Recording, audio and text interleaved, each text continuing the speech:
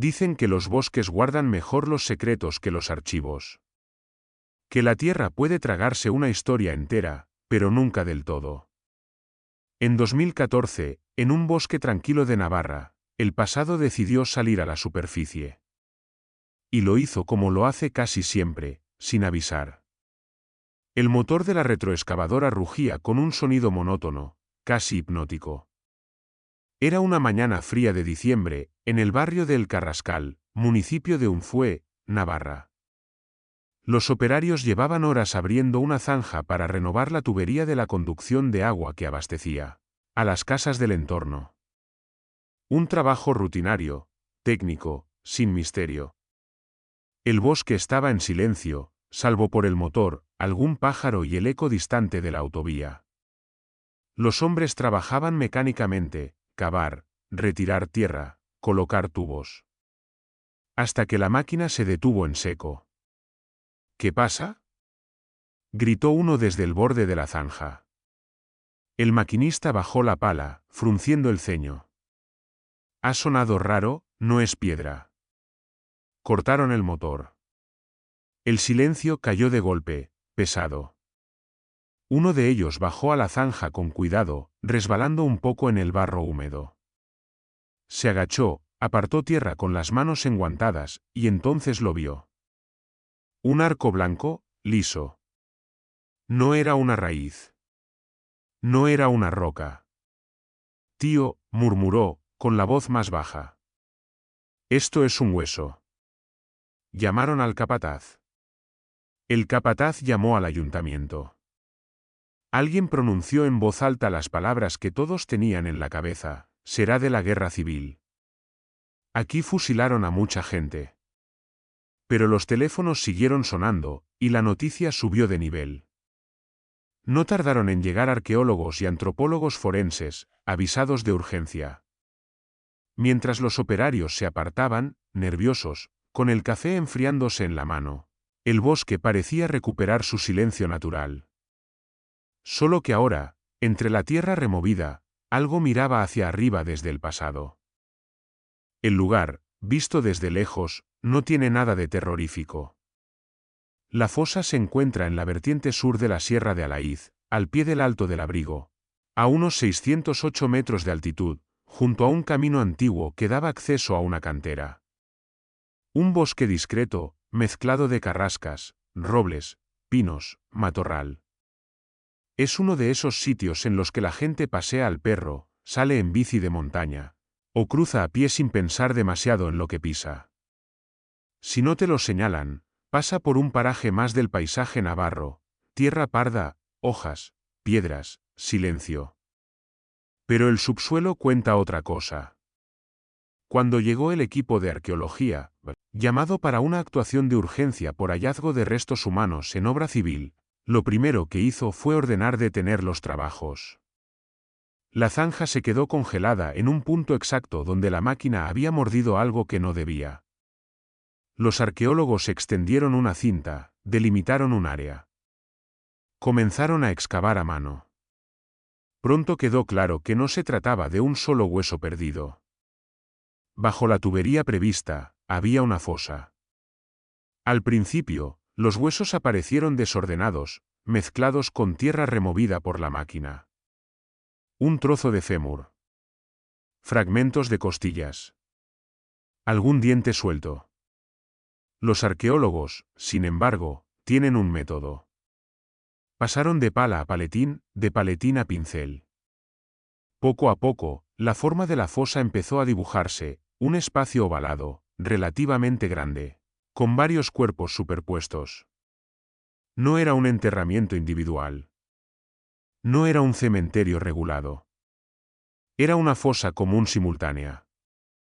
Con cuidado, comenzaron a exponer esqueletos completos, o casi completos. Las calaveras asomaban, inclinadas, algunas boca abajo, otras de lado. Las vértebras aparecían alineadas, los huesos largos cruzados unos sobre otros. Pronto se impuso un número: aquí hay al menos 10 individuos. 10 cuerpos. Tumbados juntos, casi a flor de suelo. a pocos centímetros de la superficie que cada otoño se cubría de hojas. Se confirmó enseguida algo más: no había ataúdes, no había cajas, no había ropa reconocible, ni objetos personales, ni medallas, ni botones metálicos visibles. Solo huesos. Y tierra. Para cualquiera familiarizado con la historia reciente de Navarra, el primer pensamiento era inevitable: fusilados de la guerra civil. Pero el tiempo, en arqueología, no se adivina, se mide. Y fue el tiempo el que empezó a deshacer esa primera hipótesis. Las primeras sospechas saltaron en el mismo momento en que comenzaron a analizar el contexto estratigráfico y algunos materiales asociados. No aparecían casquillos modernos. No aparecían restos de ropa propios del siglo XX.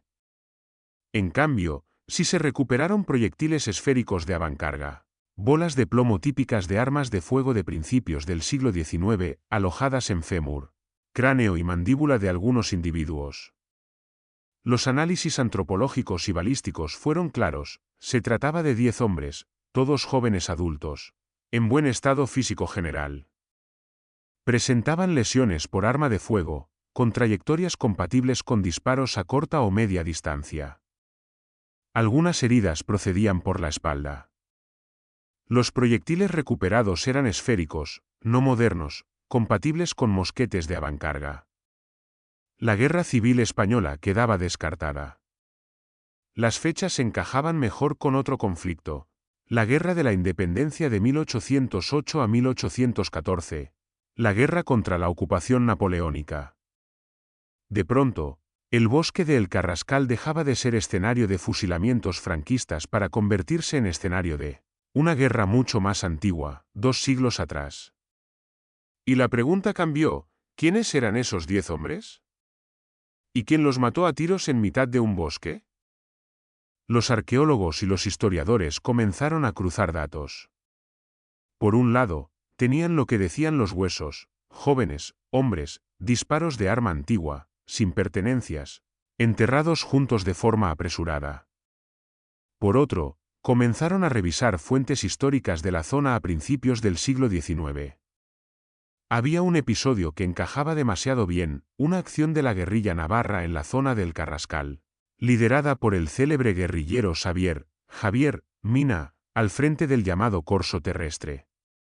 Según ciertos relatos, el 12 de agosto de 1809, un grupo de artilleros franceses fue sorprendido en la zona por la guerrilla. Las fuentes decían que habían sido capturados sin violencia y enviados después a prisión, tierra adentro. Pero los cuerpos en el bosque contaban otra versión.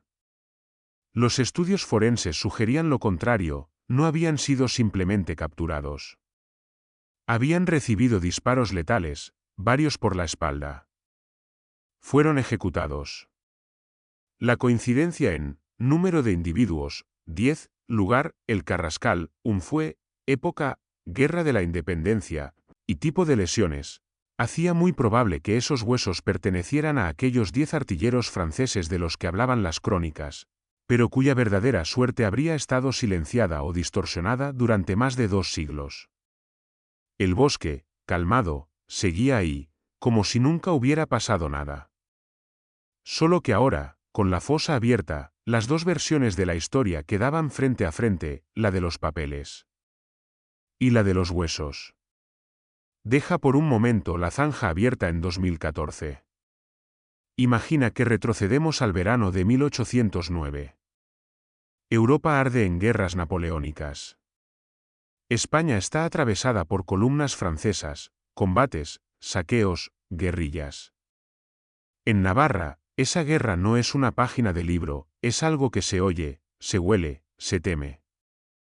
Uno de los nombres que resuena en esos montes es el de Javier Mina, un joven guerrillero navarro, sobrino del más famoso Espoz y Mina, que dirige partidas armadas conocidas como el Corso Terrestre, especializadas en golpear a las tropas francesas en movimiento.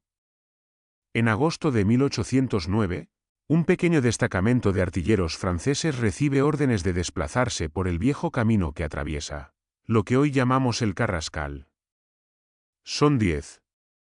Llevan uniforme de campaña, casacas, correajes, mosquetes, quizá alguna pieza de artillería ligera o material técnico. Probablemente piensan que será una marcha más, otra ruta por un territorio hostil donde, desde hace meses, los campesinos miran con odio y miedo al paso de sus botas. Avanzan bajo el sol del verano, el sudor pegado al cuello, el metal de los mosquetes calentándose al tacto. Entre los árboles, sin embargo, no están solos. Los hombres de mina llevan tiempo observando. Conocen el terreno metro a metro, las vaguadas donde se puede desaparecer, los recodos del camino donde un grupo de soldados queda expuesto, las zonas desde las que el bosque puede convertirse en trampa. La guerra de guerrillas no se libra en grandes campales. Se libra en emboscadas. Y ese día, el camino de los 10 artilleros franceses se cruza con una emboscada que tardará más de 200 años en aclararse. Es mediodía. El calor pega duro en la sierra de Alaiz. La luz cae a plomo sobre el camino, pero bajo los árboles hay sombra y parches de frescor. Los 10 artilleros avanzan en columna. Los mosquetes cargados, aunque no en posición de combate. Hablan, se quejan, alguno hace un chiste que los demás apenas escuchan. Por encima de ellos, el bosque observa. Sin que lo sepan, hay hombres ocultos entre los matorrales, detrás de rocas, tumbados en el suelo con la cara pegada a la tierra. Son guerrilleros navarros, campesinos armados, quizás algunos soldados profesionales integrados en la partida. Saben que solo tienen una oportunidad, el primer golpe. Después, el factor sorpresa se esfuma. Es fácil imaginar el gesto de quien da la señal, una mano en alto, un silbido, un grito en euskera o en castellano ahogado por el viento. Y entonces, los troncos del bosque escupen fuego. Los mosquetes de avancarga lanzan una lluvia de proyectiles esféricos. El estampido de los disparos rompe el silencio. Los artilleros, atrapados en el camino, no tienen tiempo de reorganizarse. Alguno cae de bruces al suelo, sin entender que lo ha golpeado. Otro rueda por la cuneta, sujetándose el costado. Otro suelta un grito ahogado mientras el mosquete se le escapa de las manos. En cuestión de segundos, la columna queda destrozada. El ruido, el humo y los gritos funden el momento en un caos de tierra, pólvora y miedo. Luego, casi tan rápido como empezó, llega el silencio. Solo el eco de los disparos sigue rodando por la sierra. No todos mueren en el acto. Algunos quedan heridos en el suelo, tratando de arrastrarse, de alcanzar un arma, de entender por dónde ha llegado el ataque. Los guerrilleros descienden de sus escondites, apuntando aún con los mosquetes, algunos con bayonetas caladas, otros con cuchillos. Los franceses que pueden intentan rendirse, manos en alto, palabras apresuradas en un idioma que sus atacantes quizás solo entienden a medias. Los campesinos navarros, endurecidos por la guerra, por los abusos, por las requisas, los miran con los dientes apretados. Para algunos, son simples ocupantes. Para otros, símbolos vivos de todo lo que les han arrebatado. En los relatos posteriores, la versión que circulará dirá que los 10 artilleros fueron capturados sin violencia extrema, y conducidos como prisioneros hacia el interior, rumbo a una supuesta prisión. Es una historia más tolerable, más digerible, la del enemigo vencido, pero no ejecutado. Los huesos, sin embargo, no hablan de celdas ni de cadenas. Hablan de balas. Imagina un claro del bosque, algo apartado del camino principal. Los artilleros franceses están de rodillas o sentados, quizá con las manos atadas, quizá solo sujetos por la presencia de varios fusiles apuntando a sus espaldas. Algunos sangran por heridas previas de la emboscada. Otros miran al vacío, conscientes de que la suerte se les ha agotado. La guerrilla navarra no es un ejército regular. No tiene cárceles propias, ni logística para alimentar prisioneros, ni instrucciones claras de qué hacer con ellos. Lo que sí tiene es rabia acumulada. Noticias de fusilamientos, de saqueos, de castigos colectivos, de vecinos colgados como ejemplo. En la guerra de guerrillas, a menudo nadie ofrece cuartel. Hay un momento, difícil de reconstruir, en el que alguien decide que esos hombres no llegarán vivos a ninguna prisión. Puede ser una orden, un consenso silencioso, o simplemente la consecuencia de una espiral de violencia donde el enemigo no es un ser humano, sino un uniforme. Los colocan en fila. Ellos miran al frente o al suelo. Alguno reza, tal vez. Otro aprieta los dientes. Cuando suena la descarga, los mosquetes lanzan una segunda lluvia de proyectiles esféricos a corta distancia. En los informes forenses, 200 años después, se leerá, lesiones por arma de fuego en fémur, cráneo, mandíbula, trayectorias de proyectiles compatibles con disparos por la espalda y a media altura. En la escena, lo que hay es más simple y brutal, hombres cayendo al suelo, uno tras otro, bajo los árboles. El bosque lo traga todo, el estruendo, el humo, los cuerpos. Y, con el tiempo, la memoria. Acabada la ejecución, queda un problema práctico: 10 cuerpos en mitad del bosque. No estamos en mitad de un campo de batalla, donde la muerte masiva se difumina entre muchos. Aquí son solo ellos. En un paraje concreto. Quizás son los propios guerrilleros quienes cavan la fosa, a toda prisa, mirando alrededor, temiendo una columna francesa de represalia.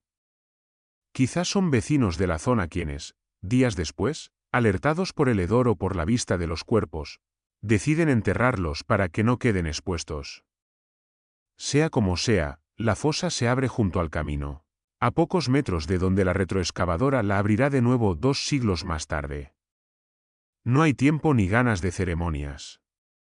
Los cuerpos se depositan unos junto a otros, quizá apilados, quizá intentando guardar orden. Nadie se preocupa de su orientación. Nadie coloca cruces. Nadie los identifica. No se han encontrado botones distintivos, emblemas, placas de identificación. Si algún objeto personal hubo, pudo ser robado, perdido, descompuesto, o arrancado antes de enterrarlos. La tierra cae sobre ellos, apagando el último rastro visible. El bosque retoma su rutina. Y durante más de 200 años, el lugar no existe para nadie, salvo para las raíces que atraviesan aquel suelo, y para los campesinos y caminantes que pasan por encima, sin saberlo. Avanza rápido otra vez hasta 2014. La fosa ha sido abierta.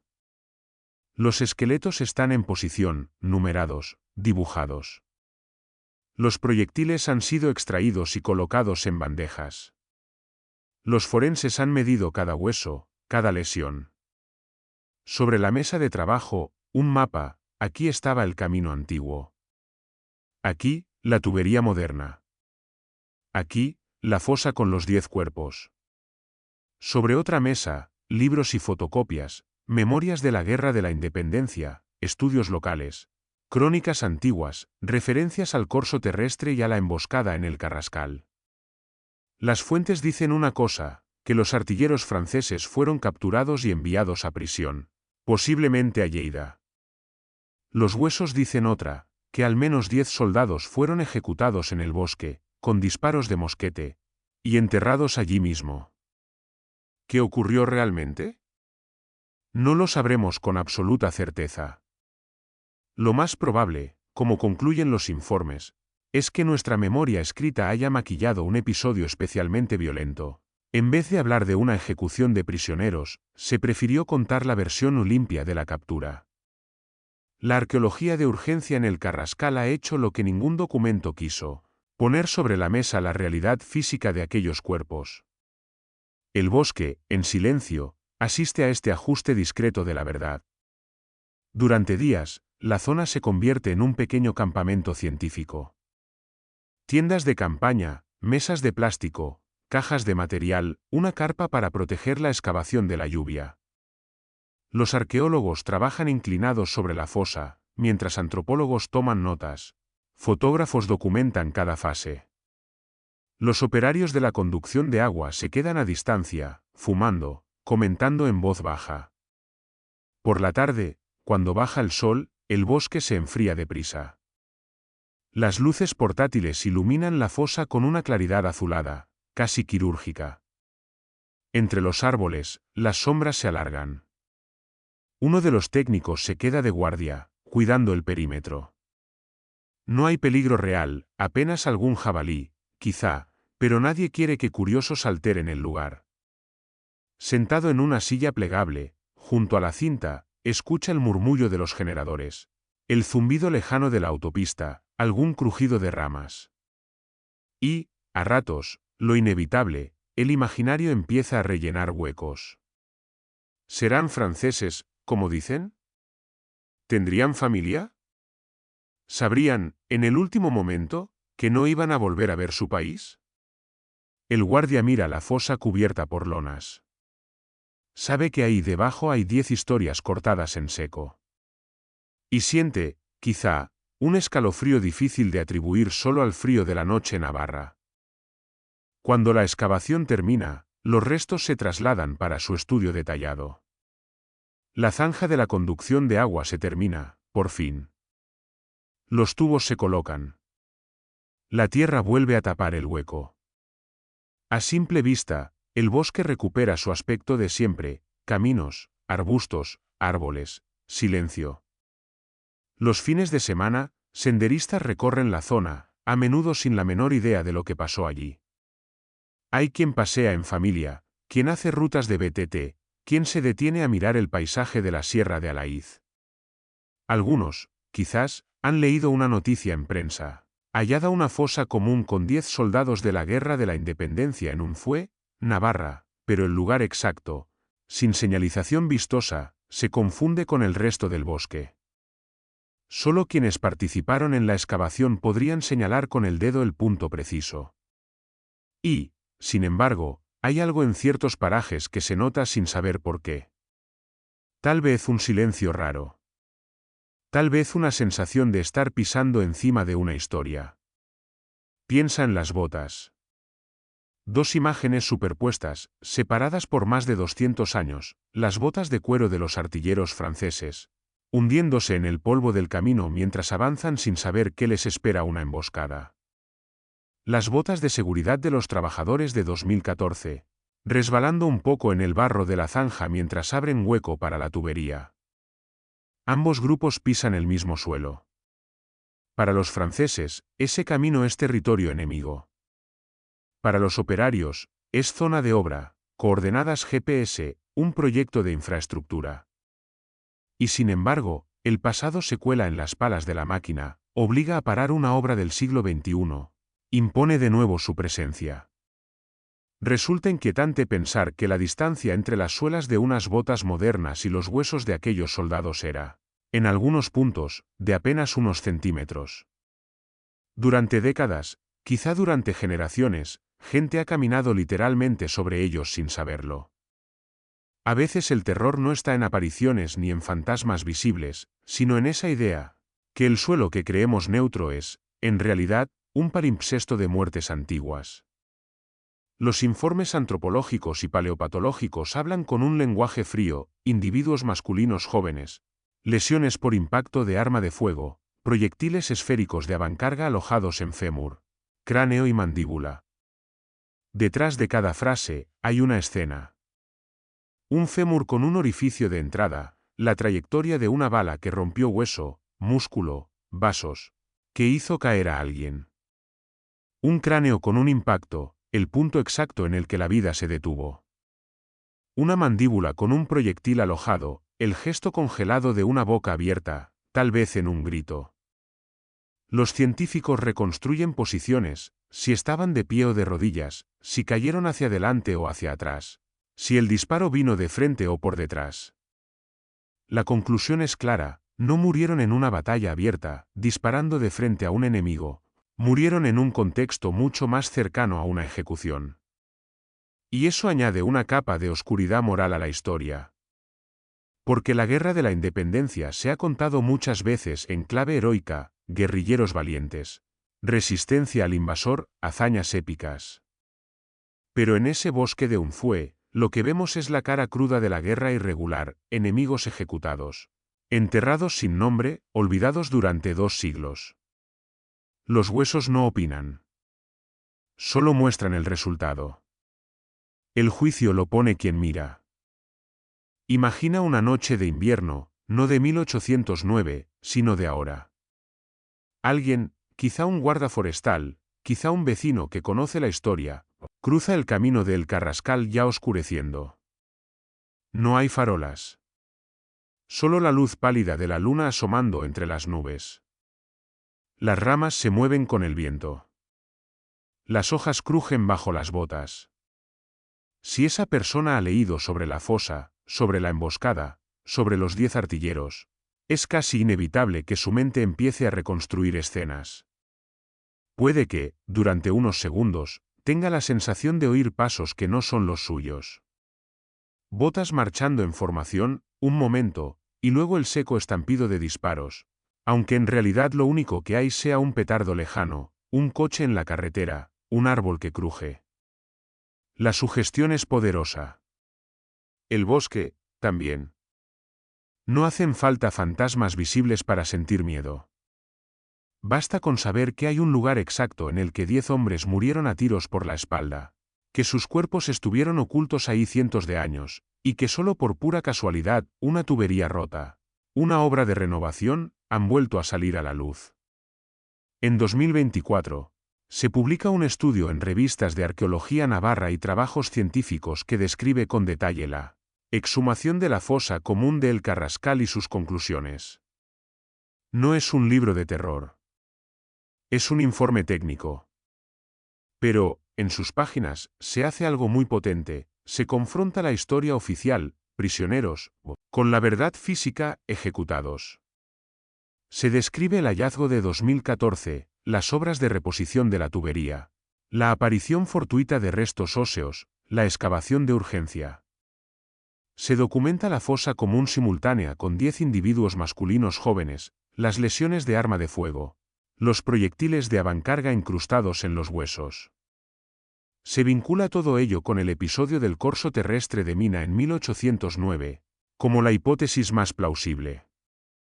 Y, al hacerlo, el informe deja en el aire una verdad incómoda: en la Guerra de la Independencia, como en tantas guerras, hay episodios que se contaron de una forma para aliviar conciencias, y otros que nunca se contaron. Hasta que la retroexcavadora mordió la fosa, era uno de ellos aquí, en el Carrascal.